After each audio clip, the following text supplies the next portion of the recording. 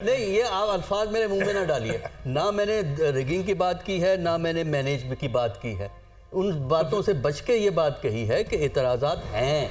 अच्छा, अब ये है कि मेरा अपना अंदाज़ा ये है कि इन एतराज़ात के बावजूद भी शोर भी होगा जब रिज़ल्ट आएगा, लेकिन ये इलेक्शन रिज़ल्ट भी उसी तरह एक्सेप्ट हो जाएंगे जिस तरह के 2018 या 2013 या 2000। अस्करी साहब, ये मैं क्या सुन रहा हूँ कि आप वज़ीर आला थे, निगरान, और आपके दौर में इमरान खान के हक में पंजाब में स्टेज सेट किया गया मुबैना तौर पे। देखें, बात यह है कि जो जिस शामी साहब ने सही कहा कि जितने भी पुराने इलेक्शन हुए 77 में रिजेक्ट किया गया, बाकी सारे बाद में एक्सेप्ट किए गए।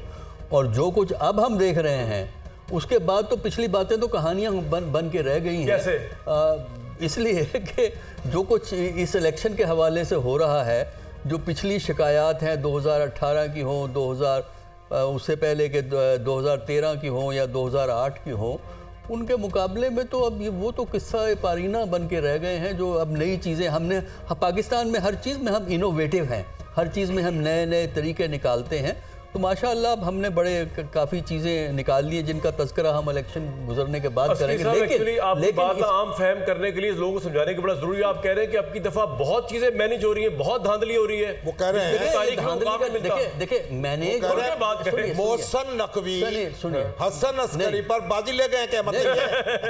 नहीं, ये आप अल्फाज मेरे मुंह में ना डालिए। ना मैंने रिगिंग की बात की है, ना मैंने मैनेज की बात की है।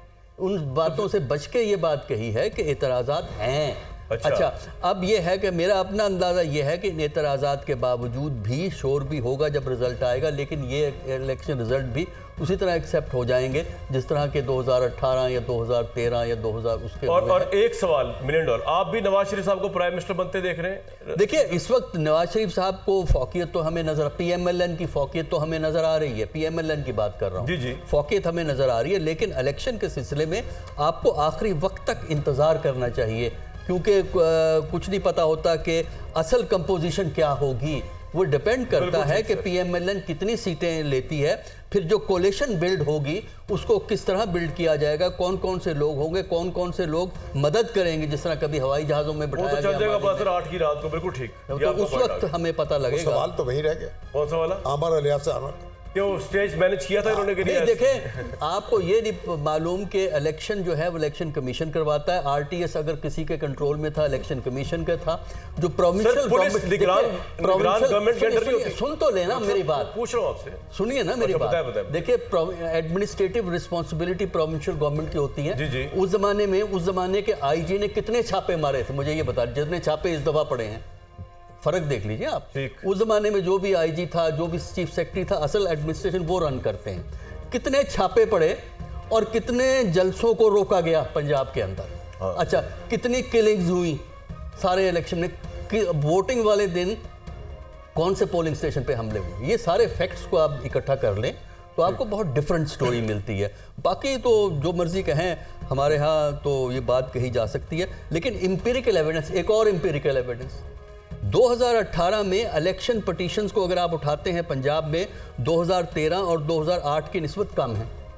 ठीक, ये भी गौर करने वाली नहीं, हम आप क्रेडेंशियल चैलेंज नहीं करते। तो आबिर साहब ने बात की, मैं ये सुनिए, इल्जाम जो है, जितना बड़ा इल्जाम लगाया जाता है वो हकीकत वो नहीं की। नहीं, देखिए, मैं तो इल्जाम जो मर्जी बंदे की ओपिनियन होती है, बाकी रहा फैक्ट्स आप ये देख लें उठा के, तो उसके बाद अगर आप एम्पिरिकल एविडेंस इस्तेमाल करेंगे तो आपको आज की निस्बत स्टोरी बहुत बेहतर नजर आएगी। अच्छा, राइट। गनी साहब, आपने कुछ इस पे बात करनी है 2018 के इसमें खास तौर? जो बात प्रोफेसर साहब ने की है ना, कि इसमें कोई शक नहीं है कि छापे भी पड़े हैं, गिरफ्तारियां भी हुई हैं। माजी के अंदर भी अगर आप इंतखाबात को उठा के देखें ना, तो कोई एक पार्टी टारगेट होती थी, कोई एक लीडरशिप भी टारगेट होती थी। और अगर पिछले 10-12 साल के इलेक्शन में कोई एक प्राइम मिनिस्टर नए इलेक्शन का हिस्सा नहीं होता और वो छापे गिरफ्तारियों का अमल इससे पहले 9 मई का वाकया कभी नहीं था हुआ। कभी किसी पॉलिटिकल पार्टी ने कभी रियासती इदारों पे हमला आवर नहीं थे हुए, कभी फौजी हमला को टारगेट नहीं था किया गया। ये सारी टेंशन थी जिसकी वजह से छापे या गिरफ्तारियां हुई हैं। चूंकि माजी की सियासी तारीख में सियासी जमातें रिजर्वेशन का इजहार करती थी डिक्टेटरशिप के हवाले से, लेकिन वो इस तरह कभी नहीं करती थी, जो हमारे दुश्मन ने भी कभी नहीं किया। तो ये वजह है जो छापे और गिरफ्तारियां।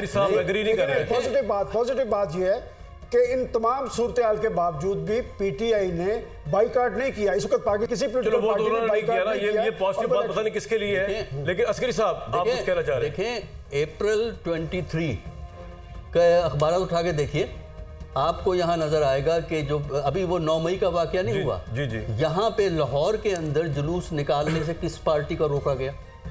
जो कुछ छापे यहाँ पड़े हैं उस जमाने में भी, वो अप्रैल में आपको नजर आते हैं। मई के अंदर तो वाकई जो बात कह रहे हैं बिल्कुल सही है। 2018 के इलेक्शन से पहले ऐसी सूरत हाल थी कि पाकिस्तान की एक लीडरशिप, उसकी बेटी, उसकी पार्टी के जुम्मेदार। अच्छा जी, वो देखिए फर्क है, देखिए फर्क है।